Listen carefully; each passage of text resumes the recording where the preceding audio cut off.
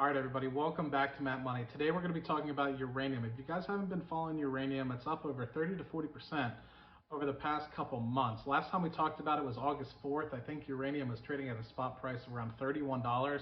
It's up above 40 at this point. So we're talking about a pretty expansive growth in the price just for the underlying product that we're going to be talking about today.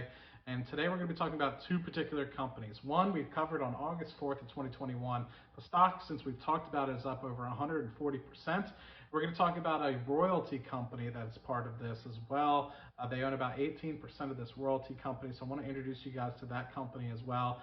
That alone, year to date, is up over 200%. I think we'll check it out, the ticker symbol and the price growth going here over the future in just a second. But what I want to touch on, if you guys have the opportunity to be sure to check it out on StockTwits, UEC and Uroy, so Uranium Energy Company as well as Uranium Royalty Company.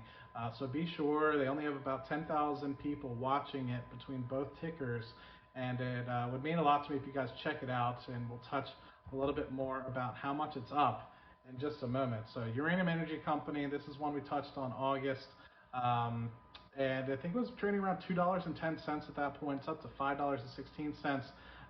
Slight retracement back over the past week or so, but overall up over 186% year to date.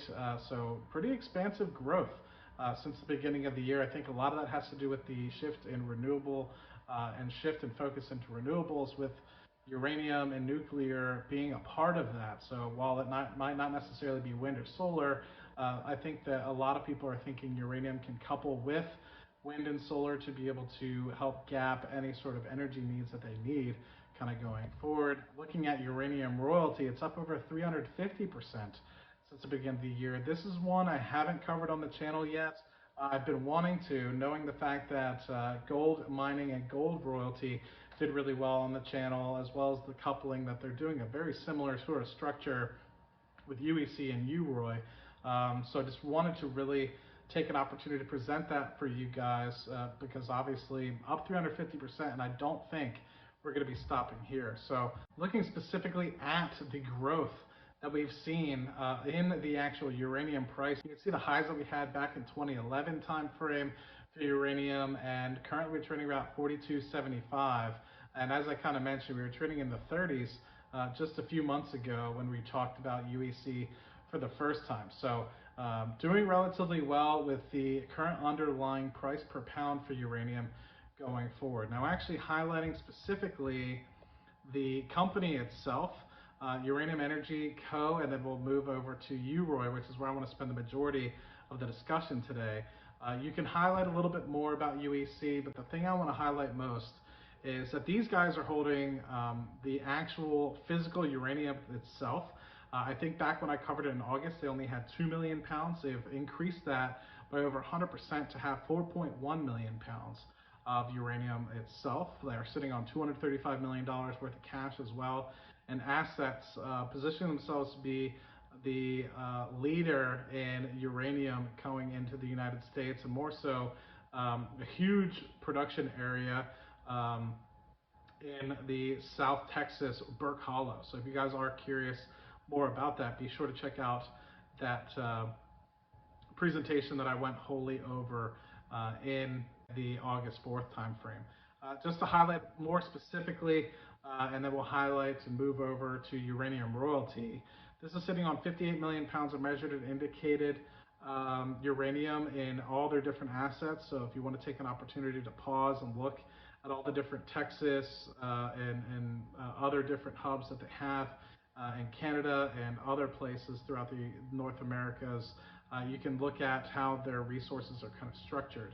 So 58 million pounds measured and indicated, 45 million pounds if you're looking at inferred, to over 100 million potentially in this low-cost ISR and production-ready company here. That, coupled with the fact that they own 18% of uranium royalty. So let's just highlight specifically what uranium royalty is. It's currently the only publicly traded royalty company for uranium focused at the moment. So that's pretty awesome to kind of think about. $102 million Canadian cash, securities, and physical holdings. They do own part of Yellowcake.plc, which is they have a 4.6% stake in that, and they were able to basically buy a bunch of interests in physical uranium as well as some of the other interests of all these different mines, which will kind of highlight at cyclical lows, as you kind of saw in that production or that price graph on the previous presentation. We've been kind of in a lull period over the past couple of years since 2011 timeframe, and we're now just starting to pick up steam again as people are starting to look to uranium to help fill the gap that we need in order to bridge, say, renewables and fossil fuels as we kind of de-lever ourselves from the fossil fuel industry. More specifically, I want to highlight all the different operators that they have throughout the portfolio. These are obviously going to be pretty recognizable for folks that look specifically at uranium or different metals as a whole. So you have Rio Tinto, which is a big one in there, Yellow Cake PLC, and a few others in the portfolio. So it's not just one company that you're particularly, say, having royalties for. It's scattered across the entirety of North America, as well as having ownership in Yellow Cake PLC and also some African assets as well. So just looking specifically at some of the partnerships, this is the Yellow Cake PLC. It's a long-term sort of growth area here. The agreement that Yellow Cake has is to be able to purchase up to 1.1 billion of uranium from different entities here. They currently hold about just under 14 million pounds. They also have the opportunity to purchase another 2 million pounds to hold up to 15 million pounds on this particular transaction that they've kind of had here. So aside from strictly the interest that we'll kind of touch on in a minute, they also hold physical uranium where they have about 1 million pounds at about a cost basis of $37. That at the $42 per pound market value is approximately $44 million worth of uranium stored at one of the Cameco Blind River facilities in Canada. So that, looking at, say, some of the other Canadian royalties that you have here, you can take an opportunity to kind of pause and look, but a lot of this is taking place in Saskatchewan, Canada here, where they have 320 million proved pounds of uranium in one of their projects, over 100 million proved and 17 million proved. So in just this particular area, it's approximately 450 million pounds of proven, not to even mention some of the probable resources where they'll be able to capture approximately 50% of those, if not more, of that. And then also some measured and indicated and inferred resources as they continue to delineate some of these resources and the uranium prospectivity throughout. Pretty awesome to think when you think about their share on, say, some of the net profit as well as the revenue that they're going to be getting from this. So specifically thinking about how they're going to be able to produce 25 million pounds a year at the McArthur River, 18 million pounds per year at Cigar Lake, and having the opportunity to produce at about a 2% NSR at Rough Rider. Really cool to kind of look at. I mean, that alone is, you know, the fact that you're going to be able to have a huge revenue stream kind of coming through on some really big assets, specifically in one of the best areas in the world for uranium. And that doesn't stop there. You also have Dawn Lake option, Russell Lake, and a Diabase option that can buy into. These are all different assets, either by Rio Tinto, UEC, or Cameco. So touching on some of the assets that they have in the U.S. market, so we're mostly focusing on Wyoming, New Mexico, South Dakota, but also have the opportunity to look at Namibia as well as some other items in Canada as well. So touching specifically on the resources that they might have in the U.S., they're smaller comparatively to what they might have had in Canada, with the measured and indicated and inferred at Reno Creek being just under 25 million pounds across, and not necessarily proven there either. You also have inferred resources at Church Rock, where they have a 4% NSR. And you have a 30% net profit interest at Dewey Burdock, but none of that being proven as well. But it will be developed here in the coming years. You also have Lance, where they have a 4% GRR with approximately 50 or so in measured and inferred resources there. They also have Namibia, as well as some other products at at in Canada as well, both being owned and operated by Paladin Energy. Overall, this looks to be about 200 million pounds.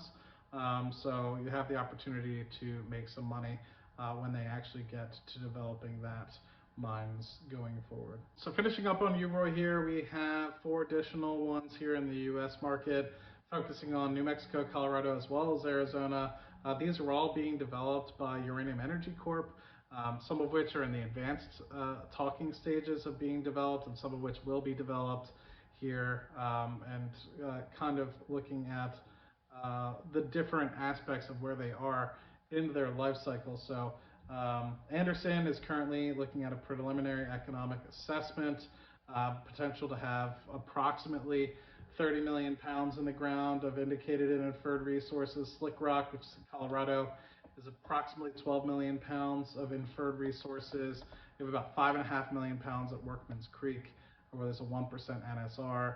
And then in New Mexico, where they have the Roca Honda, some of these sections have already partially been developed, and they plan to potentially integrate the partially developed area by incorporating some of the royalties into some of the permitting efforts that are going on at the moment.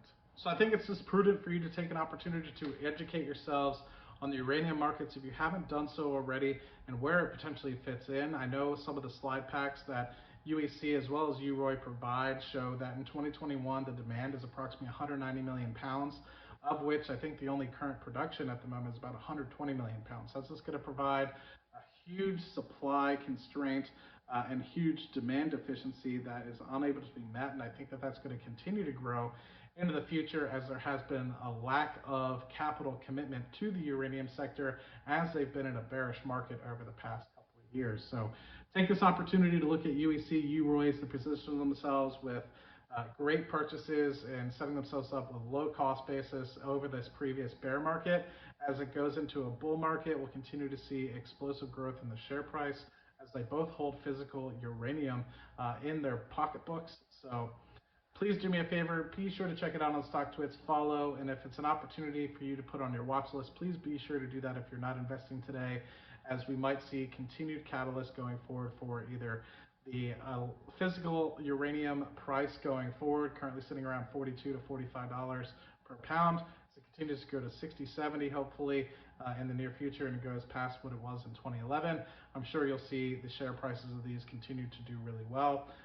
And I continue to believe that you'll see this coupled heavily with wind and solar going forward, as wind and solar alone will not be able to meet the energy demands that we have today in the United States as well as globally. So I hope this provided some great insight on UEC and Uroy, as well as some insights on the uranium environment as a whole. Let me know what you guys think in the comments section down below, and I'll talk to you guys on the next video. Cheers.